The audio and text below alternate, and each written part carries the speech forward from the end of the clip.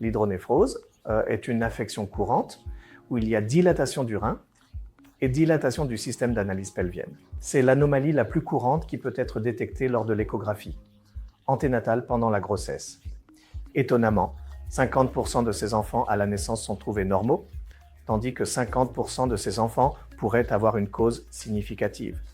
Donc auparavant, il y a 20 ou 30 ans, la plupart de ces enfants n'étaient détectés que lorsqu'ils devenaient symptomatiques, c'est-à-dire lorsqu'ils développaient une infection ou un gonflement abdominal, ou que l'enfant avait une diminution de la fonction urinaire avec beaucoup de pus circulant dans l'urine.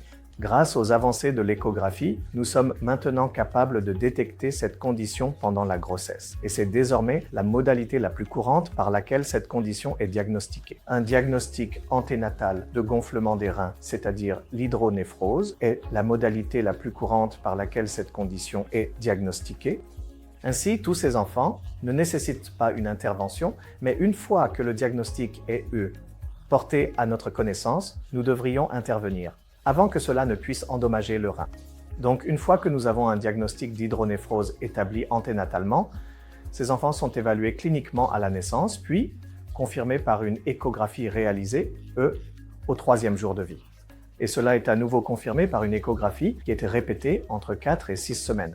En se basant sur les résultats, la possibilité d'une obstruction est confirmée en effectuant une scintigraphie nucléaire qui nous fournit 2 informations, c'est-à-dire premièrement la présence ou l'absence d'obstruction et deuxièmement quel est le degré de compromis fonctionnel du rein.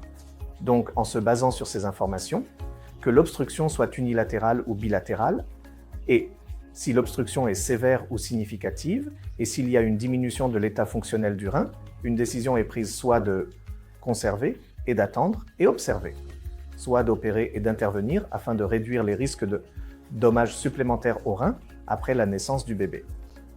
Ainsi, la chirurgie pour l'hydronéphrose s'appelle une pyéloplastie, où nous retirons le segment obstructif, puis rétablissons la continuité avec une anastomose large. Cela peut être réalisé par chirurgie ouverte.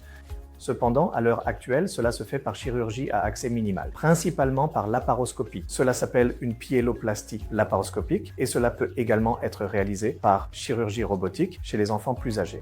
La pyéloplastie laparoscopique peut être réalisée en toute sécurité même chez les nouveau-nés au moment où nous diagnostiquons généralement cette affection et opérons entre 4 et 6 semaines. Elle peut être réalisée en toute sécurité. L'avantage de la pyéloplastie laparoscopique est que ces enfants ont des incisions très petites. Ainsi, la douleur est moindre et la récupération est assez rapide.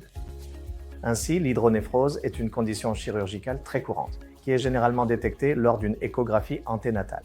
Le diagnostic est confirmé par une évaluation postnatale et, si nécessaire, une intervention chirurgicale. Peut être réalisée en toute sécurité chez ces enfants par chirurgie à accès minimal.